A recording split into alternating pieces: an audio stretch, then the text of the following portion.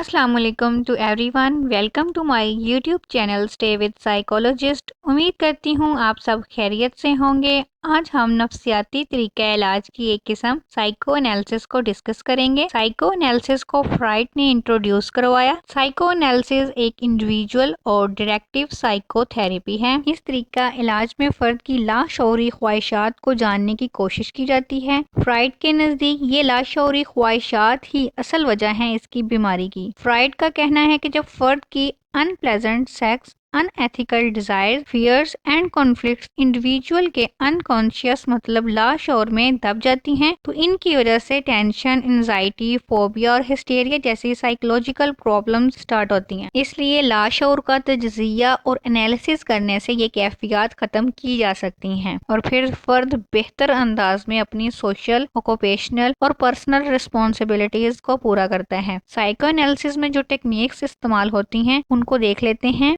First one है free association, second one है analysis of dream, third one है analysis of resistance, fourth one analysis of transference. तो पहले हम free association को डिस्कस कर लेते हैं। फ्री एसोसिएशन साइको एनालिसिस का पहला स्टेप है। इसमें फर्द को आरामदा हालत में बिठाकर ज़हनी और जिस्मानी रिलैक्सेशन दी जाती है और क्लाइंट से कहा जाता है कि जो कुछ इसके माइंड में आ रहा है इसको बिला झिझक बयान करता जाए, क्योंकि अक्सर देखा जाता है कि फर्द के जहन में जो ख्यालात आते हैं इनको शेयर करने से वो शर्माता है। तो इस स्टेज में साइकोलॉजिस्ट क्लाइंट को एतमाद में लेते हुए सब कुछ पूछता है। इन शॉर्ट, इस स्टेप में फर्द को मुकम्मल आज़ादी होती है कि वो अपने ख्यालात का इजहार करे। फ्राइड का कहना है कि ख्यालात के आज़ादाना इजहार से फर्द की अनकॉन्शियस मोटिव्स, कॉन्फ्लिक्ट्स और रिप्रेशन वगैरह का पता चलता है। दूसरा मरहला या टेक्निक एनालिसिस ऑफ ड्रीम्स है। फ्राइड का ख्याल है कि लाशऊर तक पहुंचने का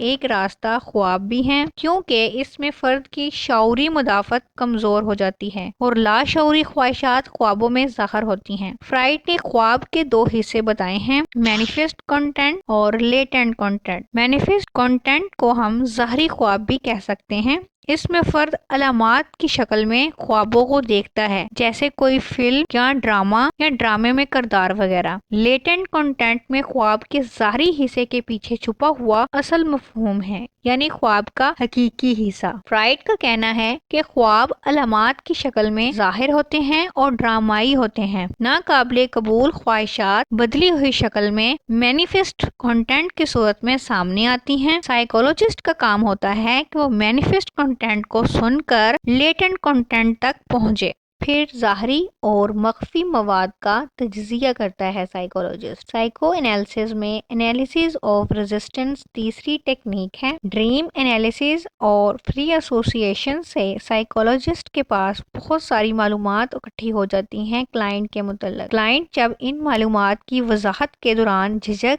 या नदामत का इजहार या इनके बारे में बात ना कर सके तो इसको रेजिस्टेंस कहते हैं। रेजिस्टेंस इन वाक़यात को जो फर्द के लिए शर्मिंदगी या अजियत का बायस हो उनको शऊर में दाखिल होने से रोकती है। इसलिए इस तरीका इलाज में रेजिस्टेंस पैदा करने वाली कॉजेज का तजज़िया किया जाता है ताकि मुज़ाहमत का खात्मा किया जा सके। फर्द शऊरी तौर पर मुज़ाहमत पैदा करने वाले अवामिल और वाक़यात से आगाह नहीं होता। ये साइकोलॉजिस्ट का काम होता है कि वो क्लाइंट को इनसे आगाह करे। साइको एनालिसिस की चौथी टेक्निक एनालिसिस ऑफ ट्रांसफेरेंस है। फ्री एसोसिएशन के दौरान जब क्लाइंट अपनी ख्वाहिशात, आरज़ू और ख्यालात का इजहार करता है तो क्लाइंट और साइकोलॉजिस्ट के दरमियान एक खास तल्लक बन जाता है। इस जज्बाती तल्लक को ट्रांसफेरेंस कहते हैं। ट्रांसफेरेंस पॉजिटिव भी हो सकती है और नेगेटिव भी। पॉजिटिव हो तो क्लाइंट साइकोलॉजिस्ट को दोस्त समझते हुए सब कुछ बताता है, लेकिन नेगेटिव ट्रांसफेरेंस में क्लाइंट साइकोलॉजिस्ट के बारे में नेगेटिव ख्यालात रखता है।